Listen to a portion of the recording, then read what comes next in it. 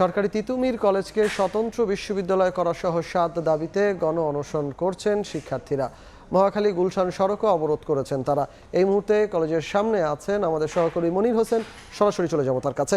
মনির, স্বতন্ত্র বিশ্ববিদ্যালয় সহ ৭ দাবিতে তিতুমির কলেজের শিক্ষার্থীরা যে গণ অনশন কর্মসূচি পালন করছে, সেই দিন গড়িয়ে রাত পেরিয়েছে, কিন্তু তারা এখনও তাদের যে অবস্থান কর্মসূচি এবং গণ অনশন সেটি পালন করছে। এবং আমরা যেটি আসলে দেখতে পেরেছি, দুপুর থেকেই তারা যেই তিতুমির কলেজের সামনের যে সড়ক সেটি অবরোধ করে সেই সামনেই আসলে অবস্থান করছে এবং এখানে তারা নানা স্লোগান দিচ্ছে। তাদের যে দাবি দাওয়াত, সেই দাবি দাওয়াগুলো তুলে ধরছে। তারা তাদের যে দাবি, তার মধ্যে প্রধান দাবি তিতুমির কলেজকে তিতুমির বিশ্ববিদ্যালয়ে রূপান্তর করে রাষ্ট্রীয় যে স্বীকৃতি সেটি আসলে দিতে হবে এবং সেই সাথে যে তাদের আরও ৬টি দাবি আছে সেই দাবিগুলো, এবং তারা যে দাবি করছে যে যেটি চলতি যে ২০২৪-২৫ সেশন, সেই সেশনেই যে ভর্তি কার্যক্রম সেটি যাতে বিশ্ববিদ্যালয় করে বিশ্ববিদ্যালয়ের অধীনেই করা হয় সেই দাবি তারা করছেন। এবং যে আবাসন যে জটিলতা আছে সেই আবাসন জটিলতা কাটিয়ে তাদের যে শিক্ষার্থীদের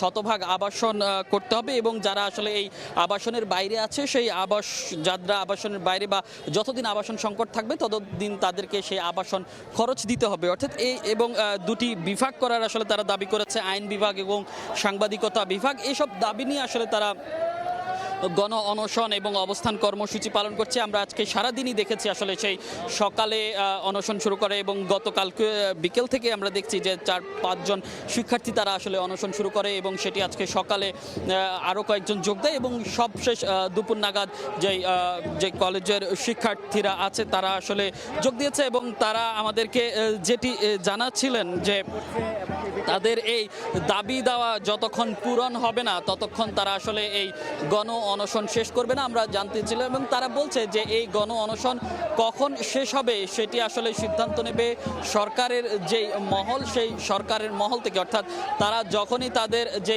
দাবি সেই দাবি মেনে নেবে তখনই তারা আসলে এই সড়ক ছাড়বেন এবং তাদের যে গণ অনশন সেই গণ অনশন থেকে আসলে সেই বিদ্যালয়ে ফিরে যাবে, তাদের শ্রেণীকক্ষে ফিরে যাবে। তো তিতুমির কলেজের সামনে থেকে এই ছিল এখনকার মতো আমার কাছে সব শেষ। তিতুমির কলেজের সামনে থেকে আমাদের সঙ্গে যুক্ত হয়েছিলেন সহকর্মী মনির হোসেন।